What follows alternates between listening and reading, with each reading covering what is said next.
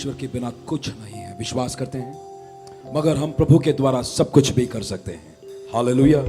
जो हमारी समस्या है, जो हमारी कमी है, जो हमारी कमजोरी है, जो हमारे सामने रुकावट है, सब कुछ प्रभु परमेश्वर, हमारे पिता परमेश्वर, हमारे प्रभु यीशु मसीह के द्वारा हम उस पर जय प्राप्त कर सकते हैं। हालेलुया। उस सामर्थ से प्रभु आपको भर दे। प्रभु ने हमारी स्तुति आराधना स्वीकार कर लिया है, इसलिए धन्यवाद देंगे। हाथ उठाकर धन्यवाद करें। Thank you Lord. Hallelujah, hallelujah, hallelujah. Thank you Jesus. कृपया अपने स्थानों में बैठ जाएं। हमारे कलीसिया की 3 दिन की उपवास और प्रार्थना पिछले 3 दिन से चल रही थी, और मलयालम कलीसिया की 21 दिन की उपवास और प्रार्थना के साथ हम जुड़े थे। इस 3 दिन हमारी सेवकाई के लिए प्रभु ने हमारे बीच में प्रभु के दास पासवान अभिषेक मसीह को भेजा। बहुत सामर्थशाली रूप से प्रभु ने अपने दास को इधर इस्तेमाल किया। हमारे इनविटेशन को मानकर प्रभु के दास अपने परिवार के सहित इधर आए हैं। और मैं सिस्टर सुषमा से रिक्वेस्ट करता हूं, पहले थोड़ा समय आप अपने गवाही देने के लिए लेंगे। ताली बजाते हुए सिस्टर सुषमा को हम स्वागत करेंगे। Please come on to the dais. परिवार के साथ प्रभु पास्टर जी आपसे मेरी ये विनती है कि आप अपनी गवाही भी थोड़ा देंगे, just like you spoke in the other services. Sister ji please come. Praise the Lord. मैं परमेश्वर का धन्यवाद देती हूँ कि परमेश्वर ने मुझे ये मौका दिया कि आप सबके सामने खड़े होकर मैं अपनी गवाही को दे सकूँ। मैं pastor M A Varghese, pastor Abram Varghese का भी धन्यवाद देना चाहती हूँ कि आपने मुझे ये मौका दिया है। There is one old song, old hymn in English, एक पुराना हिम है इंग्लिश में। It says like this: amazing grace, how sweet the sound that saved a wretch like me. I once was lost, but now I am found. I was blind, but now I can see. अद्भुत अनुग्रह है, कितनी मीठी वो धनी है जिसने मेरे जैसे पापी को बचाया। मैं एक समय पे खोई हुई थी, लेकिन परमेश्वर ने मुझे पाया। कभी मैं अंधी थी, लेकिन आज मैं सब कुछ देख सकती हूँ। हालेलुया। मैं 4 साल की थी जब मैंने अपने पिता को खोया।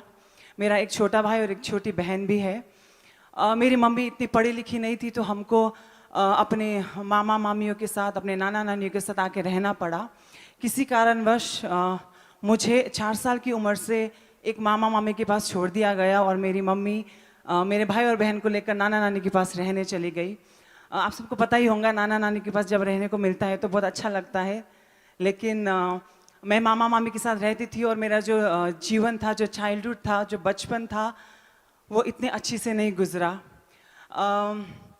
मेरे से अच्छे ट्रीट नहीं करते थे वो लोग। I was facing a kind of partiality from their family, from their children, and खाना नहीं मिलता था, अच्छे कपड़े नहीं मिलते थे, बहुत पिटाई होती थी। ऐसा बोला जाता था कि तेरे पिता ने एक बोझ हमारे सर पे छोड़ के गया हुआ है। मेरे चाचा चाची, मेरे पिता की तरफ की फैमिली ने, जब मेरे पापा की मृत्यु हुई तो वो आए, उनका फ्यूनरल करके वो बिना कुछ बोले चले गए थे। तो मेरे मामा लोग बोलते थे कि कोई तुम लोग को नहीं चाहता, और तुम लोग भी हमारे सर पे एक बोझ के समान हो। 4 साल से 5 साल, अभी मेरा बेटा 5 साल का है। इस उम्र से एक दर्द मेरे जीवन में था। मैं बहुत रोती थी, समझ में नहीं आता था किसको पुकारूं, क्या करूं। तो 5 साल की उम्र से मैं ईश्वर के पीछे भागने लगे। कहीं से मुझे मेरे दिमाग में आया कि कोई साथ नहीं है, कुछ भी नहीं हो रहा है, तो परमेश्वर होगा, कोई तो होगा जो मुझे मेरी मदद करेगा। कभी कभी मैं नानी के घर जाती थी। नानी मुझे हिंदू ग्रंथों से कहानियाँ सुनाती थी। जैसे हिंदू ग्रंथों में 33 करोड़ देवी देवताएँ हैं।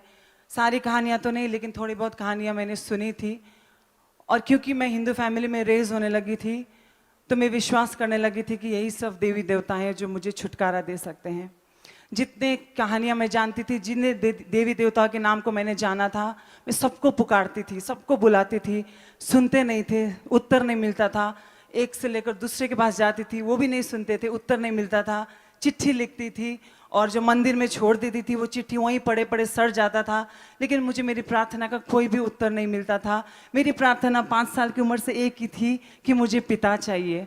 पिता कैसा होता है मुझे जानना है, क्योंकि मैंने जब पिता को खोया तो मेरे जीवन में बहुत मुसीबत आई। अगर मेरे पिता जिंदा होते तो शायद मैं यहाँ पे ऐसे मुसीबत में नहीं होती। तो मैं और कुछ भी दुआ नहीं करती थी, मैं बोलती थी जो भी परमेश्वर है, मुझे पिता चाहिए, मुझे पिता चाहिए।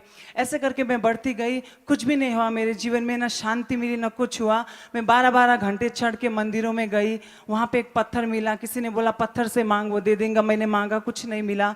मैंने बाल काटे, साउथ में एक मंदिर है जाके उन्होंने बोला यहाँ पे बाल देते हैं तो वहाँ का परमेश्वर खुश होता हो, तेरी प्रार्थना को उत्तर देगा। मैंने अपने बालों को काट कर वहाँ पे दिया, लेकिन कुछ भी नहीं हुआ। मैं हताश हो गई, निराश हो गई, मुझे ऐसे लगा कि ये जीवन कुछ भी नहीं है, there is nothing in this life, I never wanted to live my life one more day. एक दिन भी ऐसा, एक समय ऐसा आया कि मुझे एक और दिन अपने जीवन को जीने की इच्छा नहीं हुई, क्योंकि मैं बिल्कुल अकेली थी इस संसार में। माँ नहीं थी, भाई बहन नहीं थे, कोई नहीं था, मैं अकेली खड़ी थी। और मेरे को ऐसा लगता था कि मैं मरूं तो कहाँ जाऊंगी मर के, मुझे ये भी नहीं मालूम था, तो मैं मरने से भी डरती थी। लेकिन ऐसा समय आया था जीवन में कि मुझे ऐसा लगने लगा था कि ये जिंदगी जीने से अच्छा मेरे लिए मरना ही है। समय बीतता गया, मैं बड़ी होती गई, मेरा जीवन ऐसा ही रहा। और एक दिन मैंने ये निर्णय कर लिया अपने मन में कि संसार को बनाने वाला कोई परमेश्वर है ही नहीं, ये सब मैथोलॉजी है, ये सब कहानियाँ हैं, किसी ने इस संसार को नहीं बनाया, जो भी साइंस बोलती है वही सही है। और मैंने ये बोल दिया कि हाँ, इस संसार में कोई भी परमेश्वर नहीं है। ऐसे समय बीतता गया, मैं दिल्ली आई, मैंने दिल्ली में 6-7 साल एक एयरलाइंस में काम किया, मैं दुनिया में चली गई, मैं एक एयर होस्टेस थी और मैं पूरी अपने जीवन को एंजॉय करने लग गई। बचपन में मुझे बहुत कमियां मिली थी, जब मैंने पैसे कमाना चालू किया तो मैंने अपने पैसे को ईश्वर बनाया, क्योंकि मैंने कमी देखी थी। और जब मेरे जीवन में पैसा आया तो मुझे ऐसा लगने लगा कि मुझे सब मिल गया, अब मुझे किसी की ज़रूरत नहीं, इन लोगों ने मुझे बचपन में छोड़ दिया, अब मेरे पास पैसा है, मैं कुछ भी कर सकती हूँ। मैं अपनी ज़िंदगी को एंजॉय करती थी, अच्छे अच्छे कपड़े पहनती थी, फैशन करती थी, बड़े बड़े ईयररिंग्स पहनती थी, घूमती रहती थी, अलग अलग प्रकार के मेकअप करती थी, पूरी तरह से संसार में मैं चली गई थी। ऐसे ही फिर मैं दिल्ली से दुबई चली गई। दुबई में मुझे एक बहुत बड़ी फाइनेंस कंपनी में जॉब मिला, उसमें मेरी सैलरी जितनी थी उससे डबल ट्रिपल हो गई। तो मैं और घमंड में आ गई और मुझे ऐसा लगा पैसा ही सब कुछ है, अब मेरा जीवन सेट हो गया। जैसे मैं दुबई में गई और मैं वहाँ पे रहने के लिए अकोमोडेशन ढूंढ रही थी, तो मुझे एक इंटरनेट से एक नंबर मिला, मैंने उसको कॉल किया, मैं उससे मिलने गई। तो एक छोटा सा एक घर था जिसमें 4 बंक बेड्स लगे हुए थे, वहाँ पे एक लड़की थी। मैंने बोला कोई बात नहीं, मैं थोड़े दिन रहकर अच्छा घर ढूंढ लूँगी बाद में, अभी फ़िलहाल के लिए मैं यहाँ रह सकती हूँ। तो मैंने बोला क्या मुझे थोड़े दिन रहने के लिए यहाँ मिल सकता है क्या, क्योंकि मैं यहाँ पे नई नई आई हूँ और मैं अपना अकोमोडेशन ढूंढ रही हूँ। उसने कहा बिल्कुल, क्यों नहीं, आप रह सकते हैं। अगले दिन मैं अपना बैग लेके उस घर में आई। जैसे मैं उस घर में घुसी तो जो मेरी रूममेट थी उसने मुझे बाइबल दिया। जब उसने मुझे बाइबल मेरे हाथ में पकड़ा तो मुझे जोर से हंसी आई। मैंने बोला ये क्या है? उसने बोला ये बाइबल है और ये सच्चे और जीवित परमेश्वर का वचन है। तो मैंने उससे ऐसा कहा, मेरे पास ऑलरेडी 33 करोड़ देवी देवता है, मुझे एक और नहीं चाहिए, आई एम फेड अप, ऐसा कुछ होता नहीं है। और एक और कहानी लेके तुम मेरे पास मत आओ, अगर तुम सुनना चाहते हो तो मेरे पास हजारों कहानियां हैं। उसने बोला तुम बस ये रख लो और बस तुम जब भी मन करे तुम पढ़ लो, बट ये रख लो, इसको डिनाई मत करो। एक समय था जब मैं परमेश्वर का भय रखती थी, तो हो सकता है वो भय मेरे मन में थोड़ा सा बचा हुआ था। तो मैंने बोला ठीक है, कोई बात नहीं, तुम मुझे दे रहे हो तो मैं रख लेती हूँ, लेकिन ये मत समझना कि ये वचन मेरा कुछ कर सकता है, कोई कुछ नहीं कर सकता। और वो जो लोग थे वो छोटी मोटी नौकरी करने वाले लोग थे। मुझे बहुत घमंड था उस समय कि मैं बहुत पैसा कमाती हूँ। मैं वो सोच रही थी ये लोग ऐसे ही है, मैं जल्दी से यहाँ से निकल जाऊँगी। मैं वहाँ पे रहने लग गई। दुबई में फ्राइडे को मेन चर्च होता है। फ्राइडे आया, जिस हफ्ते मैं उनके घर गई थी, वो मुझे अपने चर्च लेके चले गए। वो तमिलियंस थे तो पहले मैं तमिलियन चर्च गई। सैटरडे को वो मुझे मलयाली के चर्च लेके चले गए। संडे को वो मुझे इंग्लिश चर्च लेके चले गए।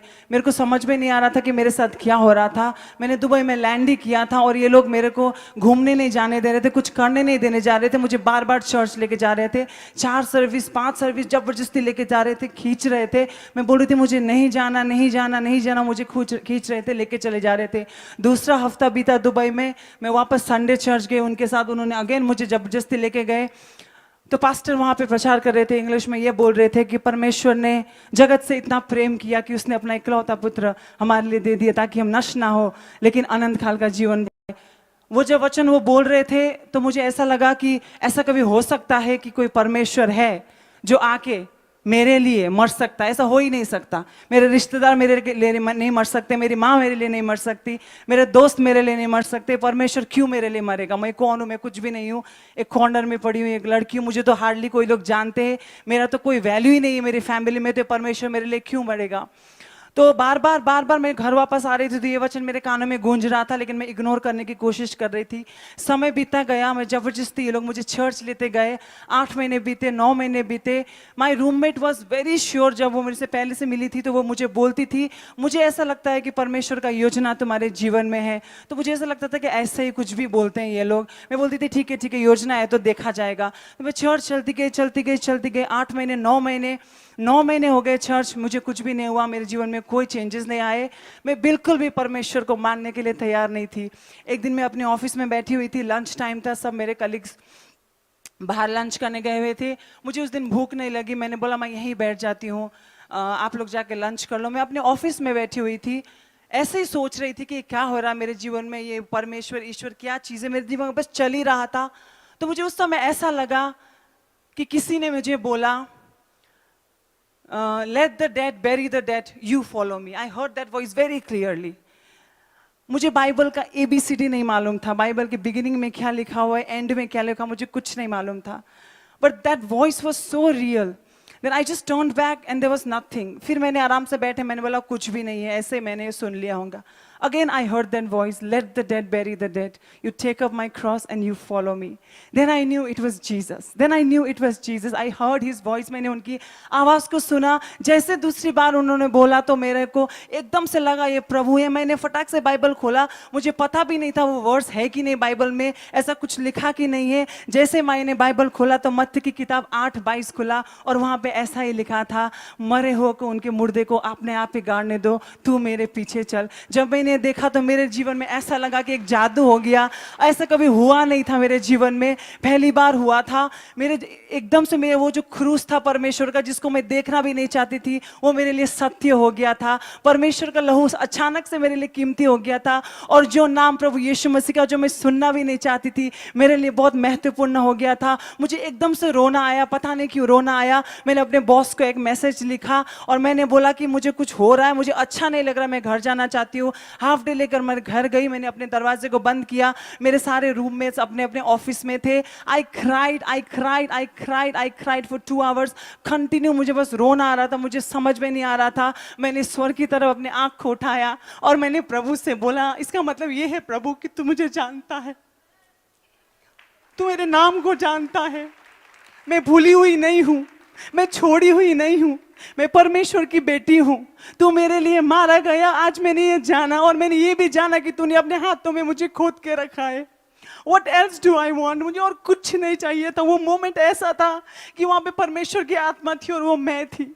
मैंने आज तक ऐसे कोई मिरेकल्स जीवन में देखे नहीं थे। कोई भी इंसान ने आके मुझे इतने प्रेम से कुछ बोला नहीं था, लेकिन वो ऐसा अनुभव था जो मैं कभी जिंदगी में भूल नहीं सकती कि परमेश्वर अपनी आत्मा को मेरे पास भेजा था और वो मेरे को कंफर्ट कर रहा था और बोल रहा था कि हाँ, मैं तेरा पिता हूँ। जिस पिता के लिए तूने इतने सालों से प्रार्थना की, वो और कोई नहीं, वो पिता मैं हूँ और आज से मैं तेरे साथ हूँ। हालेलुया। बाइबल ऐसा कहती है, मैंने तो तुझे ढूंढा नहीं, लेकिन तूने मुझे पा लिया। हालेलुया। मैंने परमेश्वर को नहीं ढूंढा, मैंने बहुत सारे देवी देवताओं को ढूंढा, लेकिन मैंने सच्चे परमेश्वर को कभी नहीं ढूंढा। लेकिन उस परमेश्वर ने मुझे ढूंढा और मुझे पाया। हालेलुया।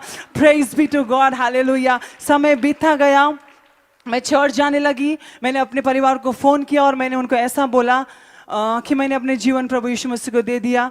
जब मैंने ये उनको बोला तो मैं एक बहुत बड़ी मुसीबत में आ गई थी। मेरे पास अपने फैमिली की कॉल आने लगे। उन्होंने बोला कि ये तूने क्या कर दिया, अब हम अपना मुंह अपने समाज में कैसे दिखाएंगे, तू पहले से किसी काम की नहीं थी, अभी तूने और एक और काम कर दे जिससे हम किसी को मुंह दिखाने लायक नहीं रहे। तू हमारा एहसान भूल गई कि हमने तुझे रोटी दिया। तेरा पिता की मृत्यु होने के बाद तू अनाथों के समान सड़क में पड़ी रहती थी, लेकिन फिर भी हमने तेरा देखभाल किया। तूने हमारा एहसान भूल गई। बार बार मुझे याद दिलाया गया कि मेरे ऊपर कितना एहसान हुआ गया था। मैंने फोन पे उनको ऐसा बोला कि हाँ, मुझे याद है तुमने मुझे 2 रोटी और 2 कपड़े पहनने के लिए दिए थे, लेकिन आज मैं ऐसे परमेश्वर को जानती हूँ जो मेरे लिए मरा। हालेलुया। मेरे लिए गाड़ा गया, मेरे लिए तीसरे दिन जी उठा और इसने ये वायदा किया है कि मुझे वापस लेने आएगा। क्यों नहीं मैं उसका जय जयकार करूं, क्यों नहीं मैं उसकी महिमा गाऊं, क्यों नहीं मैं चिल्ला चिल्ला को दुनिया को कहूं कि यीशु मसीह ही मेरा परमेश्वर है। आज इजराइल का पवित्र परमेश्वर एक अन्य जाति के लड़की का परमेश्वर बना था और ये मेरे लिए एक सौभाग्य की बात थी। मैंने उनको बोला मुझे कोई मतलब नहीं, तुम लोग जो सोचना है सोचो, मैं यीशु के पीछे जा रही हूँ। जब मैं बपतिस्मा लेने गई थी तो मेरे को हमारे चर्च में ऐसा होता था कि हमको बैप्टिज्म क्लासेस लेने पड़ते थे बैप्टिज्म लेने से पहले, लेकिन मेरे पास समय नहीं था। जैसे मैंने बोला मैं ऑफिस में बैठी हुई थी और जब परमेश्वर ने मुझे छुआ तो उसी दिन मैंने अपने पास्टर को फोन करके बोला था कि मैं बैप्टिज्म लेना चाहती हूँ। पास्टर ने ऐसा बोला था तुमको कुछ समझ में नहीं आएगा, कल तक तो तुम बोलती थी ये नहीं वो नहीं, आज आके तुम बोलती हो बैप्टिज्म लेना है, तो पहले तुम बैप्टिज्म के क्लास अटेंड करो। मैंने बोला नहीं प्रभु नहीं पास्टर, आप ही ने मुझे बोला था कि जब परमेश्वर तुमको छुएगा तो कुछ होगा। आज मैं आपको बोल रही हूँ मुझे कुछ हुआ है, मैं एक्सप्लेन नहीं कर सकती और आज आप मुझे रोक रहे बैप्टिज्म लेने के लिए। पास्टर ने बोला कोई बात नहीं, कल मैं तुमसे बात करता हूँ। नेक्स्ट दिन फ्राइडे था, फ्राइडे को हमारे चर्च में बैप्टिज्म होते थे।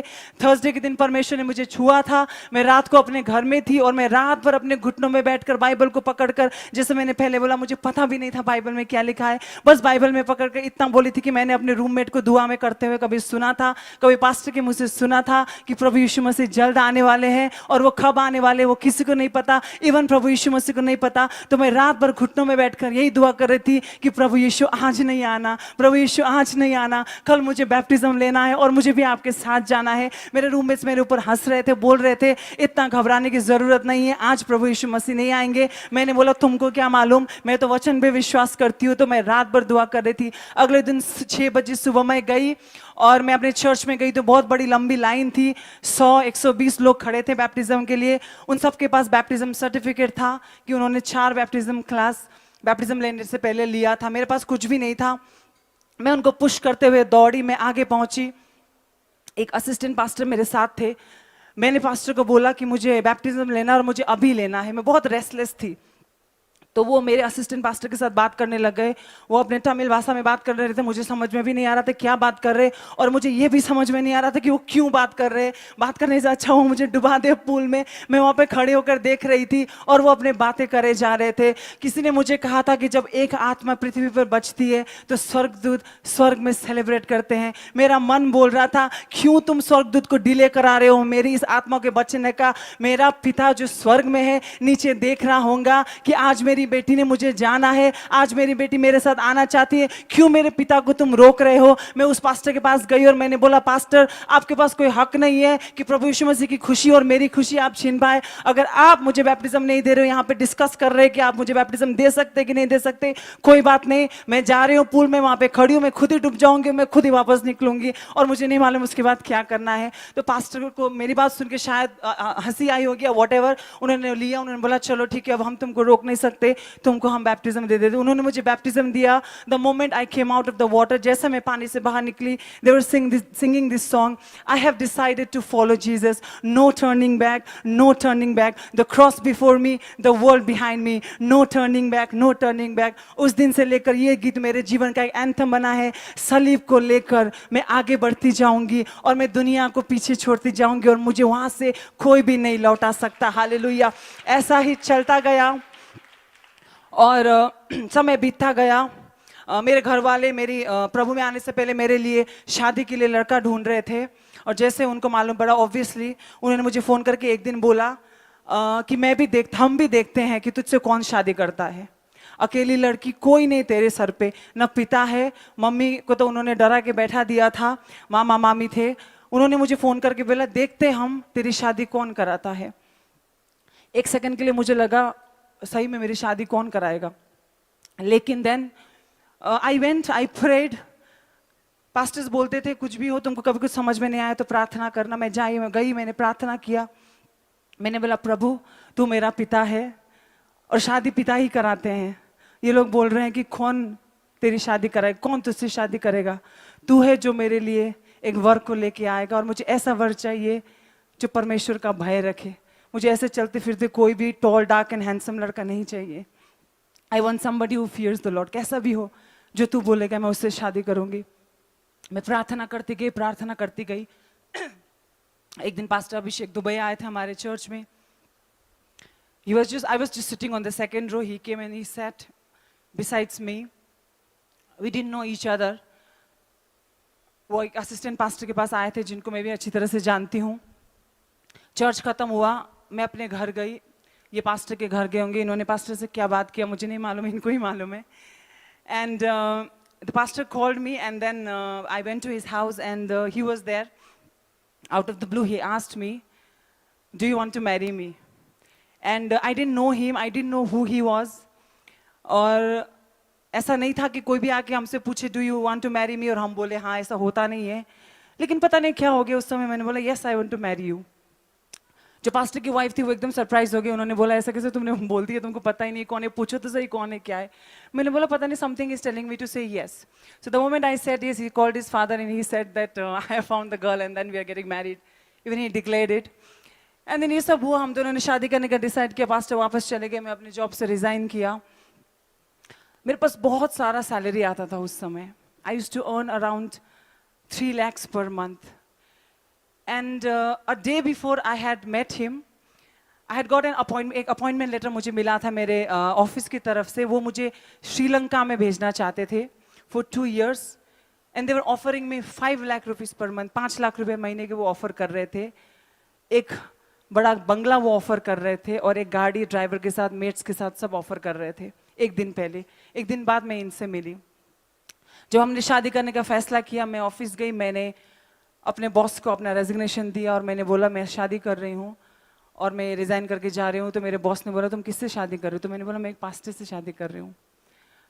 तो जितनी जोर की हंसी मैंने आज तक नहीं सुनी थी, उतनी बड़ी हंसी मेरे बॉस ने हंसा और उसने बोला कि जो क्रिश्चियंस होते हैं वो सीडो होते हैं, सीडो. तो मुझे उसका मतलब ही नहीं मालूम था सीडो क्या है.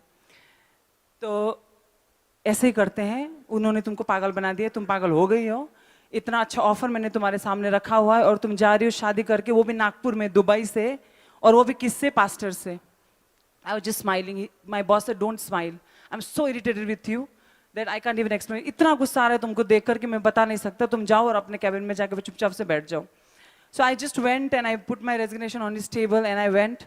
और मैं अपने कैबिन में बैठ गई और मैंने मन में सोचा कि परमेश्वर ने भेजा हुआ लड़का है, कोई कुछ भी बोले मैं तो शादी करके ही रहूंगी. मेरे बॉस ने मुझे आके बोला, मैंने बहुत सोचा, और कुछ भी हो जाए मैं तुम्हें इस ऑफिस को छोड़ के जाने नहीं दूंगा. Because you know I was very loyal to the office and they used to trust me. मुझे बहुत ट्रस्ट करते थे, तो even they didn't want to lose me. तो मैंने बोला ठीक है सर, देखते हैं आप शक्तिशाली है कि मेरा परमेश्वर शक्तिशाली है. तो मेरे बॉस ने बोला कि बहुत बड़ी बड़ी बातें करने लगी हो, देखता हूँ मैं भी. ऐसा ऐसा करके he was so angry with me, he just went of. I went home. मैंने अपने रूममेट्स को बोला कि मैंने शादी करने का डिसाइड किया और मैं एक पास्टर से शादी करी, मैं नागपुर जा रही हूँ. तो मेरे रूममेट्स भी परेशान हो गए. उन्होंने बैठा, उन्होंने बोला हमने बहुत दुआ की, हमने बहुत सोचा, ऐसा मत करना सुषमा, इतना सारा पैसा तुम कमाती हो, तुमने ही बोला बचपन तुम्हारा कितना बुरा गुजरा, आज तुमको सब कुछ मिला हुआ है, ये जो भी तुमको आशीष मिल रही है पैसों की भी है परमेश्वर की तरफ से, ये समझने की कोशिश करो. यहीं पे बहुत अच्छा, यहीं पे दुबई में सेटल लड़का मिल जाएगा, यहीं पे शादी करो. इतनी बड़ी गलती मत करो, नागपुर जाके, इतने छोटा सा शहर है, क्या करोगे यहाँ पे? तुम्हारा जीवन इतना अच्छा है यहाँ पे, इतने सारे तुम्हारे पैसे, तुम जाके क्या करोगे? पैसा पैसा पैसा. कोई भी आ रहा था मुझे बोल रहा था इतने सारे पैसे कैसे जाओगे, इतने सारे पैसे. सुन सुन के मैंने गई, मैंने दुआ किया, परमेश्वर ये क्या हो रहा है, समझ में नहीं आ रहा है. परमेश्वर ने मुझे उस समय अपने वचन से बात की और ऐसा बोला कि मेरा अनुग्रह तेरे लिए काफी है. तुझे पैसों की जरूरत नहीं है, तुझे किसी की जरूरत नहीं है. तूने दुआ किया कि एक मेरे से भय खाने वाला लड़का मुझे दे दे, मैंने भेजा. किसी की मत सुन. Do not even bother that they are Christians, क्योंकि I used to think in my heart, Christians मुझे बोल रहे हैं तो शायद हो सकता है परमेश्वर की तरफ से बोल रहे होंगे. I said okay lord, whatever they say I am not going to listen, I am going to listen to you and I am going to go to Nagpur and get married to a pastor. I came, I got married to him and I can say today, आज मैं ये बोल सकती हूँ कि मुझे ऐसा लगता है कि I am the most blessed woman on this earth. एक बहुत बड़े सौभाग्य की बात है पास्टर की वाइफ होना. It's not a small thing, it's a big deal. और मैं एक कॉर्नर में एक रिजेक्टेड लड़की, लोनली लड़की जिसका कोई में ही नहीं था, परमेश्वर ने मुझे बचाया तो बचाया, और बचाने से ज्यादा उसने मुझे अपने दास से शादी करा के मुझे एक ऐसे स्थान पे रखा कि मेरे दिल से उसके लिए धन्यवाद के अलावा और कुछ नहीं निकल सकता. समय बीतता गया, मैंने कंसीव किया.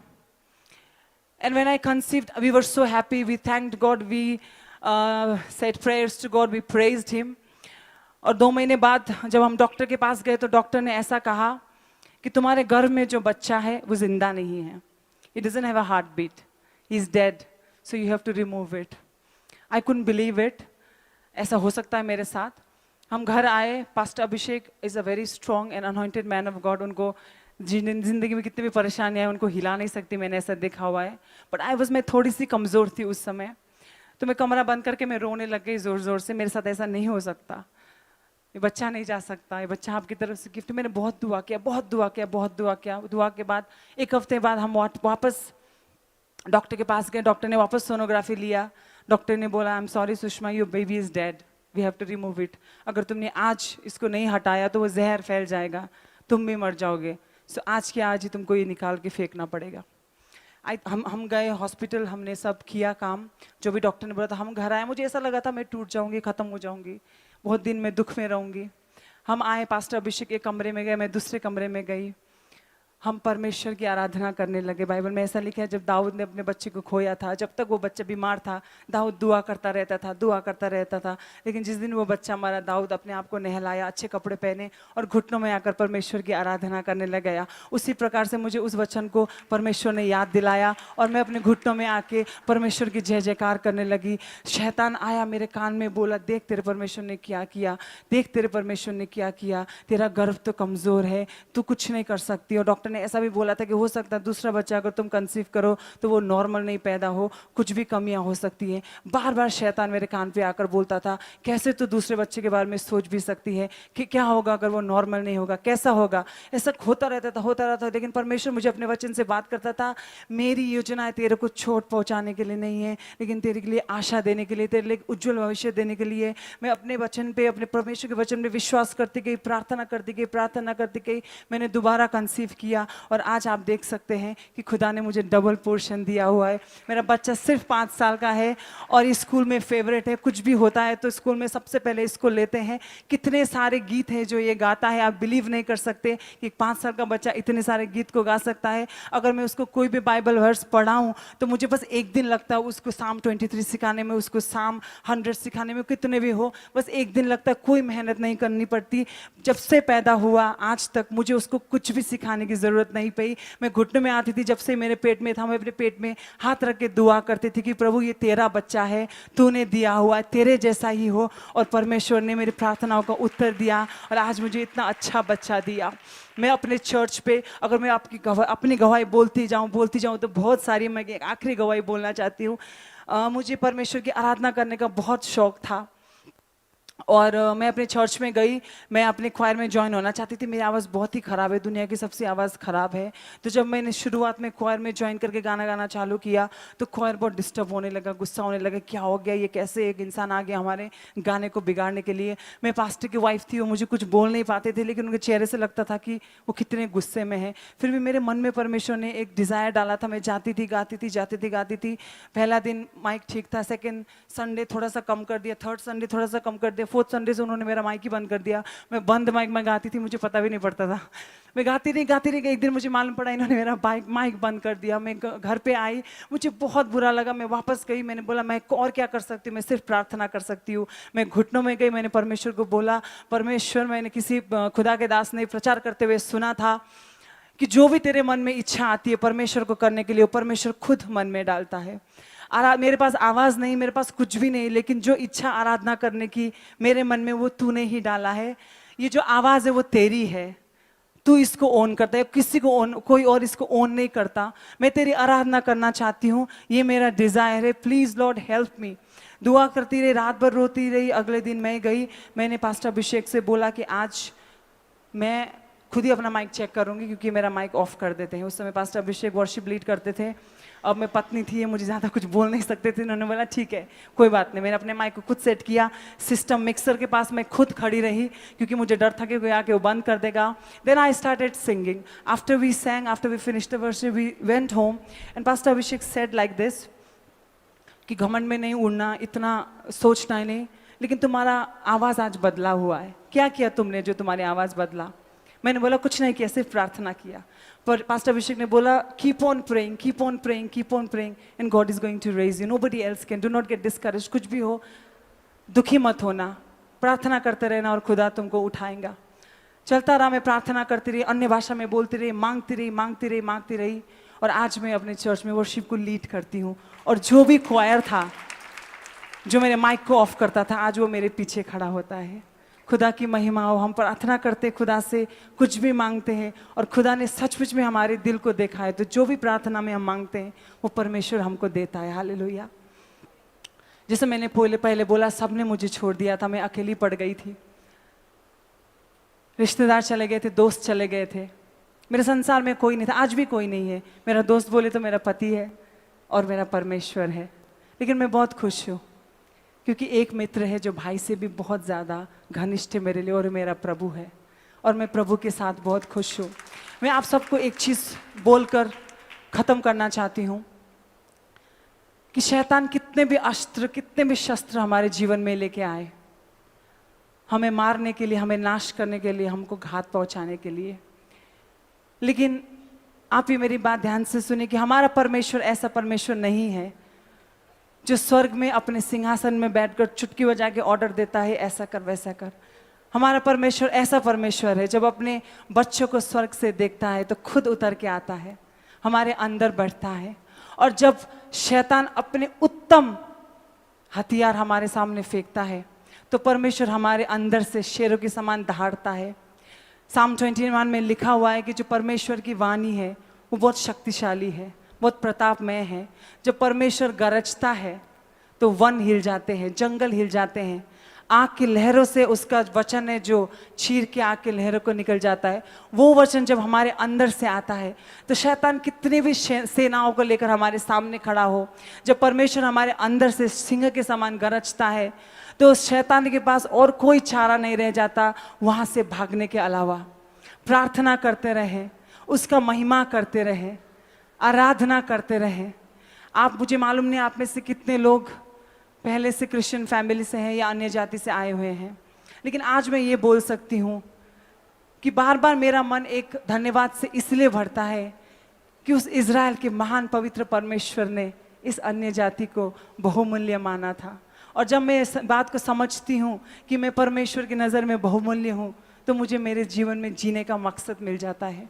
एक समय ऐसा था जब मैं मरना चाहती थी, ख़त्म होना चाहती थी, लेकिन आज ऐसा है कि मैं जीना चाहती हूँ और अपने परमेश्वर की महिमा करने के लिए जीना चाहती हूँ।